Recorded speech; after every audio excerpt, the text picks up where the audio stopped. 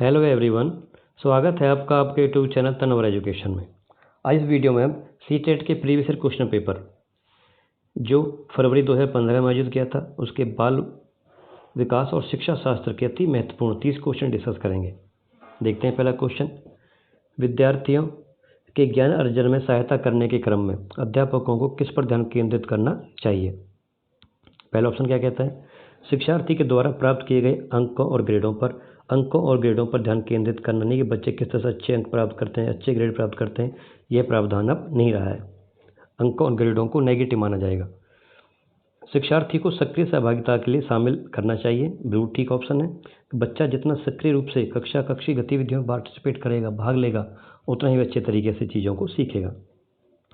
Number 3, शिक्षार्थी के द्वारा अधिगम की अवधारणाओं में कुशलता प्राप्त करना। ये कुशलता प्राप्त करना, मास्टरिंग प्राप्त करना आसान नहीं है और इसको अच्छा भी नहीं माना जाता, तो ऑप्शन इसका थर्ड भी नहीं होगा।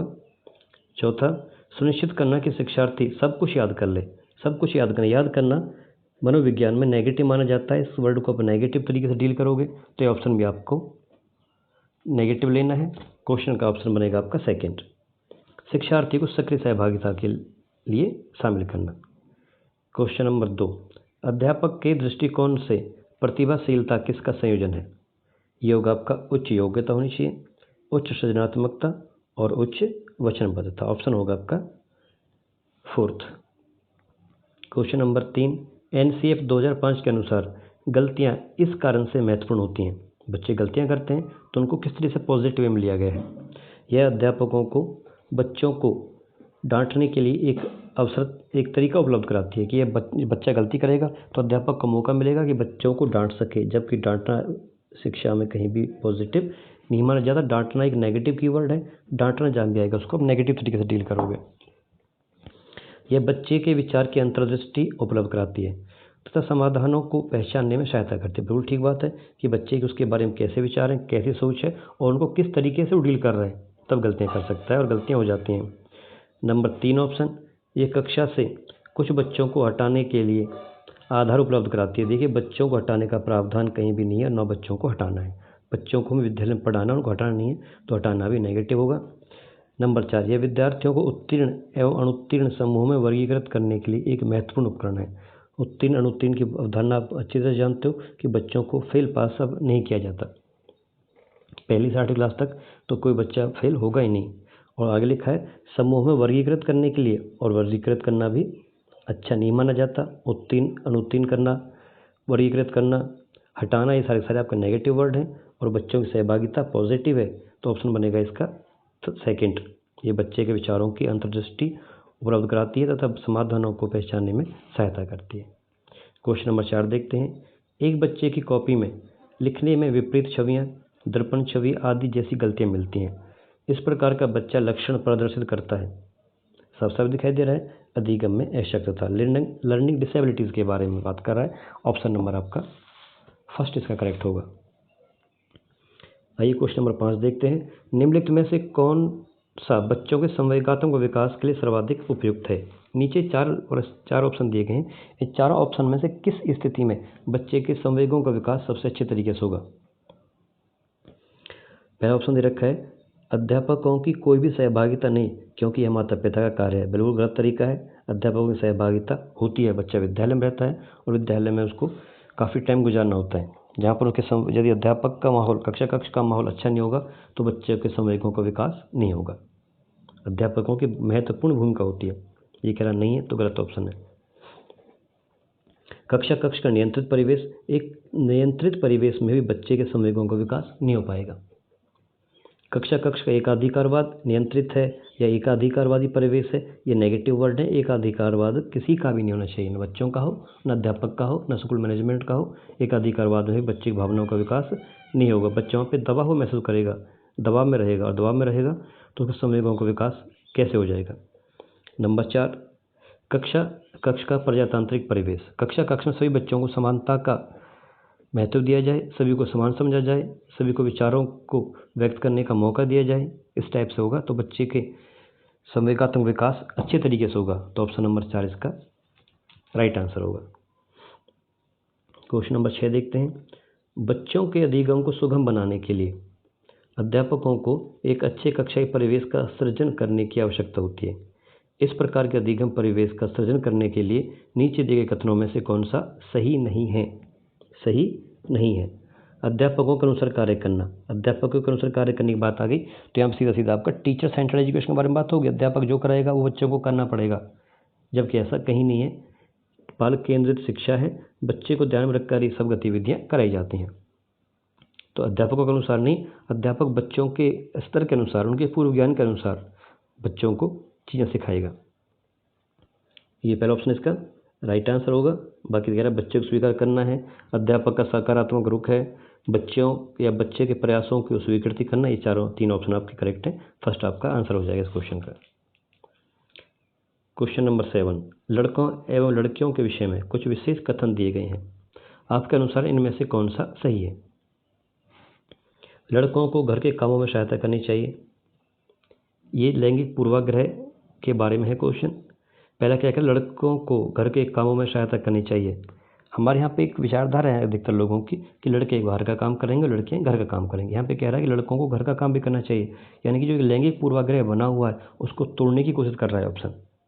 तो देखते हैं क्या कह रहा है। सभी लड़कों को विज्ञान तथा लड़कियों को गृह विज्ञान पढ़ाया जाना चाहिए। बिल्कुल गलत तरीका है। लड़के सारे विज्ञान पढ़ेंगे, लड़कियां गृह विज्ञान पढ़ेंगे, तो बच्चों के ऊपर कैटेगराइज किया जा रहा है, तो बाकी चीज़ें अपने आप समाप्त हो जाएंगी। गलत तरीका, ये नहीं करना है।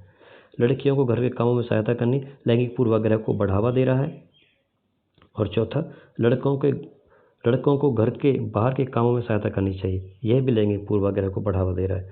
क्वेश्चन नंबर इसका ऑप्शन नंबर 4, ऑप्शन नंबर 3 और ऑप्शन नंबर 2, ये तीनों ही ऑप्शन लैंगिक पूर्वाग्रह को बढ़ावा देते हैं, जबकि लैंगिक पूर्वाग्रह को बढ़ावा देना अच्छा नहीं माना जाता। तो इसका आंसर बनेगा आपका फर्स्ट, क्या लड़कों को घर के कामों में सहायता करनी चाहिए। लैंगिक पूर्वाग्रह के अवधारणा को यह कमज़ोर करता है, तो ऑप्शन इसका फर्स्ट करेक्ट होगा। आइए क्वेश्चन नंबर 8 देखते हैं। एक प्रभावशाली अध्यापिका होने के लिए ये महत्वपूर्ण है। एक प्रभावशाली अध्यापिका होने के लिए यह महत्वपूर्ण है, समूह गतिविधि के बजाय व्यक्तिगत अधिगम पर ध्यान देना। अब ये नहीं कि ठीक है व्यक्तिगत पर भी ध्यान देंगे, लेकिन सामूहिक गतिविधियों पर भी ध्यान देना जरूरी है। दोनों को महत्व दिया जाएगा। यहाँ पे क्या कह रहा है कि सामूहिक गतिविधियों को छोड़ करके व्यक्तिगत गतिविधियों पर ज़्यादा ध्यान दे, ये नहीं हो सकता। विद्यार्थियों के द्वारा प्रश्न पूछने के कारण उत्पन्न व्यवधान की अनदेखी करना। बच्चा क्वेश्चन पूछ रहा है, हमें उसकी जिज्ञासा को शांत करना, उसको आंसर समझाना है, उसकी अनदेखी हम नहीं कर सकते। प्रत्येक बच्चे के संपर्क में रहना, बिल्कुल ठीक बात है। प्रत्येक बच्चे का पता होना चाहिए किस बच्चे का पूर्व ज्ञान कितना, किस सामाजिक आर्थिक, किस सामाजिक सांस्कृतिक स्तर से या बैकग्राउंड से वो आ रहा है, तो सभी जानकारी होनी हमारे लिए आवश्यक है। पुस्तक से उत्तरों को लिखवाने पर बल देना भी एक नेगेटिव कीवर्ड के रूप में यूज़ किया जाता है, और पुस्तक से उत्तरों को लिखवाना तो कोई प्रावधान नहीं, बच्चा इससे नहीं सीखेगा कुछ भी। तो इसका निश्चित तौर पर आंसर बनेगा आपका तीसरा, प्रत्येक बच्चे के संपर्क में रहना। आइए क्वेश्चन नंबर 9 देखते हैं। निम्नलिखित में से कौन सा एक उपयुक्त रचनात्मक आकलन कार्य नहीं है? पहला कार्य परियोजना, अवलोकन, विद्यार्थियों के योग्यता क्रम निर्धारित करना, बिल्कुल भी नहीं होगा। कक्ष में या किसी भी स्तर पर विद्यालय में उनको एक क्रम से निर्धारित करना, उनको वर्गीकृत करना, उनको श्रेणीबद्ध करना हमेशा नेगेटिव रूप में यूज़ किया जाएगा। तो यहाँ पे ऑप्शन इसका तीसरा नहीं बने। बाकी परियोजना हो सकती है, अवलोकन हो सकती है, खुले अंत वाले प्रश्न भी हो सकते हैं। विद्यार्थियों का किसी भी क्रम पर, किसी भी आधार पर उनका वर्गीकरण नहीं किया जाएगा। ऑप्शन नंबर 10, विकृत लिखावट से संबंधित लिखने की योग्यता में कमी किसका एक लक्षण है?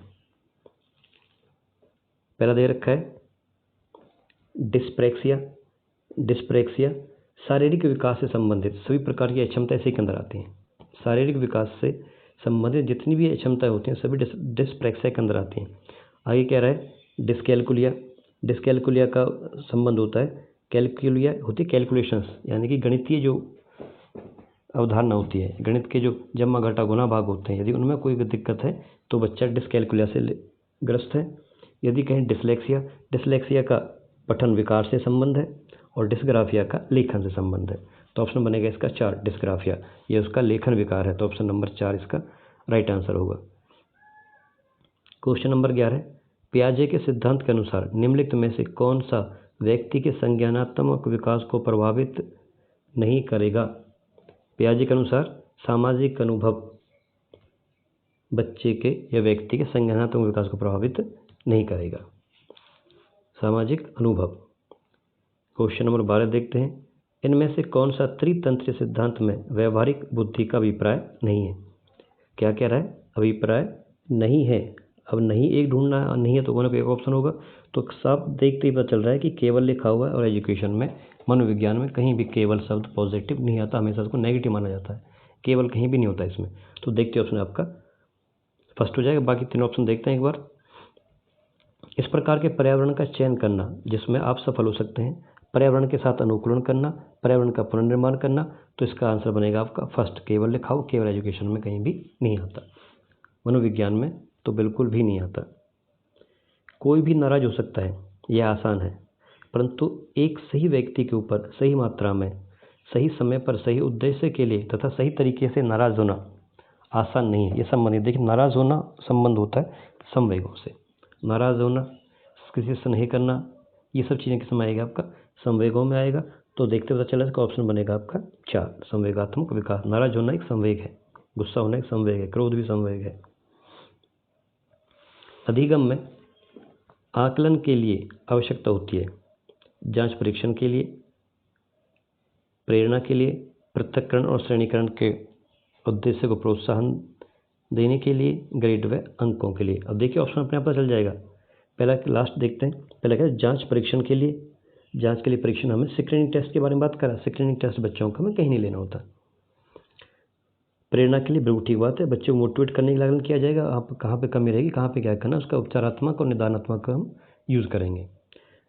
पृथक्करण और श्रेणीकरण के उद्देश्यों को प्रोत्साहन देने के लिए, देखिए पृथक्करण और श्रेणीकरण पहले बहुत बार आ चुका है और मना कर चुके हैं। इनको जहाँ भी लेना है आपको नेगेटिव में इसको लेंगे, और ग्रेड एवं अंक ये भी आपको नेगेटिव यूज़ किए जाते हैं। ना तो ग्रेड और अंक को महत्व दिया जाता है, ना बच्चों को सेपरेशन किया जाता है, ना श्रेणीबद्ध किया जाता है, ना वर्गीकृत किया जाता है कि बच्चा अति उत्तम है या मध्यम है या निम्न IQ वाला है। कहीं बच्चे को क्लासीफाई हम नहीं करेंगे। जांच परीक्षण के लिए स्क्रीनिंग टेस्ट बच्चे का नहीं होता है। तो प्रेरणा के लिए आकलन की आवश्यकता होती है।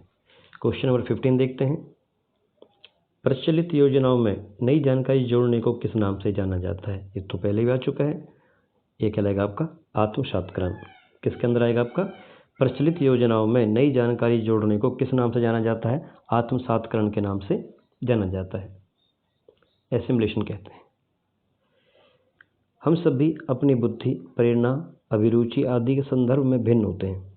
रूल सत्य बात है कि हमें से कोई भी, किसी भी दो या दो से अधिक व्यक्तियों की बुद्धि, प्रेरणा, अभिरुचि एक जैसी नहीं हो सकती, उनमें बिल्कुल अंतर होते हैं। तो यह सिद्धांत अपने आप में व्यक्तिक भिन्नता का है। किस सिद्धांत के बारे में बात करा है? व्यक्तिक भिन्नता के बारे में। जब सब चीज़ अलग है तो भिन्नता के बारे में बात है। वंचित समूहों के विद्यार्थियों को सामान्य विद्यार्थियों के साथ पढ़ाना चाहिए, इसका क्या अभिप्राय है? इसका अभिप्राय है समावेशी शिक्षा। समावेशी शिक्षा के अंदर सामान्य, विशिष्ट, दिव्यांग, कोई भी प्रकार का बच्चा हो, सभी बच्चों को एक साथ पढ़ने का मौका दिया जाता है, और यही समावेशी शिक्षण की अवधारणा है।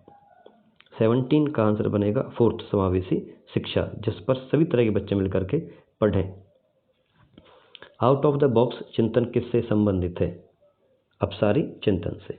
अपसारी चिंतन, आउट ऑफ द बॉक्स चिंतन का संबंध है अपसारी चिंतन से। क्वेश्चन नंबर 19 देखते हैं। शिक्षण में अध्यापकों के द्वारा विद्यार्थियों का आकलन इस अंतर्दृष्टि को विकसित करने के लिए किया जा सकता है। आकलन किस लिए किया जाता है? ये कहना चाह रहा है नंबर 1, उन विद्यार्थियों को प्रोन्नत न करना जो विद्यालय के स्तर के अनुकूल नहीं है। प्रोन्नत करने के बारे में कहीं ना कहीं बच्चों को अनुत्तीर्ण करने के बारे में बात कर रहा है, बच्चों को फेल करने के बारे में बात कर रहा है। जबकि आप जानते हो कि कक्षा 1 से लेकर 8 तक तो उत्तीर्ण अनुत्तीर्ण करने की बातें सब बच्चों को अपने आप ही प्रमोट किया जाता है। तो प्रोन्नत करने से बच्चों को रोका नहीं जा सकता। शिक्षार्थियों की आवश्यकता के अनुसार शिक्षण उपागम में परिवर्तन करना बिल्कुल ठीक बात है। आकलन का उद्देश्य ये कि बच्चों ने कितना सीखा उसका हम आकलन करेंगे और उनके स्तर के अनुसार अपनी शिक्षण विधियों में हम परिवर्तन करेंगे। ऑप्शन 2 हो जाएगा। नंबर 3 देखते हैं। कक्षा में प्रतिभाशाली तथा कमज़ोर विद्यार्थियों के समूह बनाना। फिर आगे समूह बनाना कहीं भी नहीं होता है। कक्ष में किसी भी स्तर पर बच्चों का समूह हम नहीं बनाएंगे, बच्चों को श्रेणीबद्ध नहीं करेंगे। उन विद्यार्थियों की पहचान करना जिन्हें उच्चतर कक्षा में प्रोन्नत करना है। ये पहला ऑप्शन नंबर आपका पहला और ऑप्शन नंबर आपका 4 लगभग एक दूसरे के पूरक हैं, दोनों एक ही बात को कहते हैं। ऑप्शन बनेगा आपका सेकंड, शिक्षार्थियों की आवश्यकताओं के अनुसार शिक्षण उपागम में परिवर्तन करना। देखते हैं क्वेश्चन नंबर 20, अधिगम अनुभवों को इस प्रकार से आयोजित किया जाना चाहिए जिससे अधिगम को सार्थक बनाया जा सके। नीचे दिए गए अधिगम अनुभवों में से कौन सा बच्चे के लिए सार्थक अधिगम को सुगम नहीं बनाता है? पहला कह रहा है विषय वस्तु पर प्रश्न बनाना, बिल्कुल ठीक ठाक हो सकता है। नंबर 2, प्रकरण पर परिचर्चा और वाद विवाद, बिल्कुल ठीक बात, डिबेट करने के लिए बच्चों को मौका उपलब्ध कराना पड़ेगा। प्रकरण पर प्रस्तुतिकरण, ये भी बिल्कुल होगा। देखते हैं चौथा ऑप्शन क्या कहता है, विषय वस्तु को केवल याद करने के आधार पर पुनरावृत्ति करना। देखिए केवल भी नेगेटिव वर्ड है, याद करना भी नेगेटिव वर्ड है, दो नेगेटिव वर्ड हैं, तो अपने आप आंसर आपका बन जाएगा फोर्थ। विषय वस्तु को केवल याद करने के आधार पर पुनरावृत्ति करने, बच्चे सिर्फ उसको याद कर लें, उसको रट लें, रटना याद करना सब नेगेटिव है, ये ऑप्शन होगा आपका फोर्थ। क्वेश्चन नंबर 21 क्या कहता है, बच्चों को शाब्दिक या गैर शाब्दिक दंड देने का परिणाम होता है। यानी बच्चों को शारीरिक या मानसिक हम किसी तरह से प्रताड़ित करें या वो कष्ट दें तो इससे क्या होगा, ये करने से बच्चे की छवि की सुरक्षा करना, छवि की सुरक्षा कहाँ हो रही है, बच्चे को प्रताड़ित कर रहे हैं, शारीरिक और मानसिक उसको कष्ट दे रहे हैं, तो उसकी छवि कहाँ बच जाएगी। उसके अंकों में सुधार करना हमारा कहीं भी उद्देश्य नहीं होता है। उनके स्वयं के प्रति अवधारणा को नष्ट करना, बिल्कुल ठीक आंसर है, ऑप्शन होगा तीसरा इसका। जब बच्चे को बात बात पर शारीरिक या मानसिक, शाब्दिक या अशाब्दिक प्रताड़ना दोगे, उनकी भावनाओं को ठेस पहुंचाओगे, तो उसके अंदर जो विचारधारा को लगेगा कि हमारी हर बात गलत होती है, हमारी बात को डांटा जाता है, तो उन चीज़ों को ढंग से नहीं कर पाएगा। तो क्या होगा, उनके स्वयं के प्रति अवधारणा को नष्ट करना है। उन्हें कार्य करने के लिए प्रेरित करना, प्रेरित करने वाली बात, दंड के द्वारा बच्चों को कार्य करने के लिए प्रेरित कैसे कर सकते हैं, ऑप्शन बनेगा इसका थर्ड, उनके स्वयं के प्रति अवधारणा को नष्ट करना। जो उनके विचार है वो धीरे धीरे डर के या दबाव के या भय के कारण वो समाप्त होती चली जाएगी, कम होती चली जाएगी। 21 का ऑप्शन होगा 3। क्वेश्चन नंबर 22, अध्यापिका ने कमेटी के प्रधान को सभापति के स्थान पर सभा अध्यक्ष लिखा। यह संकेत करता है कि एक लिंग मुक्त भाषा का प्रयोग कर रही है, एक लिंग मुक्त भाषा का प्रयोग कर रही है, ऑप्शन नंबर 2 करेक्ट होगा इसका। क्वेश्चन नंबर 23 देखते हैं, सतत एवं व्यापक मूल्यांकन किस लिए आवश्यक है। सतत एवं व्यापक मूल्यांकन किस लिए आवश्यक है, नंबर 1 कह रहा है इसमें शिक्षा बोर्ड की जवाबदेही कम करने के लिए। ये नहीं कि यदि आपने सीसी ले लिए तो शिक्षा बोर्ड की जवाबदेही कम हो जाए, शिक्षा बोर्ड की जवाबदेही इससे कम नहीं होगी, उसकी जो है वो बनी रहेंगे। जल्दी की जाने वाली गलतियों की तुलना में कम अंतराल पर ली जाने वाली गलतियों को सुधारना, ऐसा भी कुछ नहीं है। तीसरा, यह समझने के लिए कि अधिगम का किस प्रकार अवलोकन किया जाता है, दर्ज किया जाता है, वह सुधार किया जा सकता है। बिल्कुल ठीक बात है कि कैसे अवलोकन किया गया, क्या उसमें सुधार किया गया है और कैसे कैसे किया जा सकता है, इन सब चीज़ों के बारे में इसमें प्रावधान है। नंबर 4 देखते हैं, शिक्षण के साथ परीक्षण का तालमेल बैठाने के लिए, बिल्कुल गलत तरीका होगा, ऑप्शन नंबर होगा आपका 3 करेक्ट। यह समझने के लिए कि अधिगम का किस प्रकार अवलोकन किया जाता है, दर्ज किया जाता है, वह सुधार किया जा सकता है। क्वेश्चन नंबर 24, लॉरेंस कोहलबर्ग के सिद्धांत में कौन सा स्तर नैतिकता की अनुपस्थिति को सही अर्थ में सूचित करता है। इसका होगा स्तर फर्स्ट, स्टेज दे रखा है स्तर 1, यानी कि ऑप्शन इसका सेकंड आंसर होगा, सेकंड इसका आंसर होगा। क्वेश्चन नंबर 25 देखते हैं, निम्नलिखित में से कौन सा बच्चों के समाजीकरण के प्रगतिशील मॉडल के संदर्भ में सही नहीं है।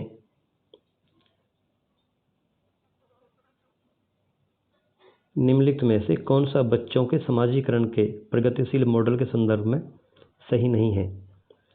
बच्चे विद्यालय में बताई गई बातों को स्वीकार करते हैं चाहे उनकी सामाजिक पृष्ठभूमि कुछ भी हो। यहाँ पे सीधा सीधा कह रहा है कि उनकी सामाजिक पृष्ठभूमि को यहाँ पे अनदेखा किया जा रहा है, उनकी अवहेलना की जा रही है, जबकि उनकी सामाजिक पृष्ठभूमि का, सांस्कृतिक पृष्ठभूमि का हम अवहेलना नहीं कर सकते। तो अपने आप में यही सही मॉडल नहीं है। आगे देखते हैं कौन कौन सा है। आंसर इसका पहला ही होगा। बाकी 3 देखते हैं। कक्षा में प्रजातंत्र के लिए स्थान होना चाहिए, बिल्कुल ठीक बात है। बच्चों को समानता का अवसर दिया जाना चाहिए। समाजीकरण सामाजिक नियमों का अधिग्रहण है। और समूह कार्य में सक्रिय सहभागिता तथा सामाजिक कौशलों को सिखाना, एक्टिव पार्टिसिपेशन के बारे में बात कर रहे हैं। तो 2, 3, 4 करेक्ट है। ऑप्शन फर्स्ट इसका आंसर होगा। आइए क्वेश्चन नंबर 26 देखते हैं। अध्यापिका ने ध्यान दिया कि पुष्पा अपने आप किसी एक समस्या का समाधान नहीं कर सकती। अपने आप किसी भी समस्या का समाधान वो नहीं कर सकती है, फिर भी वह एक वयस्क या साथी के मार्गदर्शन की उपस्थिति में ऐसा करती है। इस मार्गदर्शन को क्या कहा जाएगा? इसे कहा जाएगा सहारा देना, यानी कि स्कैफोल्डिंग। सहारा देना स्कैफोल्डिंग कहलाएगा। नंबर 2 लिखा है समीपस्थ विकास का क्षेत्र, यानी कि ZPD, zone of proximal development. बच्चा जो कर रहा है और जो कर सकता है उसके बीच के अंतर को ZPD कहा जाता है। इसका आंसर हो गया यहाँ पे आपका स्कैफोल्डिंग। ऑप्शन नंबर 3 करेक्ट होगा। क्वेश्चन नंबर 27 देखते हैं। निम्नलिखित में से कौन प्रारंभिक बाल्यावस्था अवधि के दौरान उन भूमिकाओं एवं व्यवहारों के बारे में जानकारी प्रदान करते हैं जो उस समूह में स्वीकार्य हैं?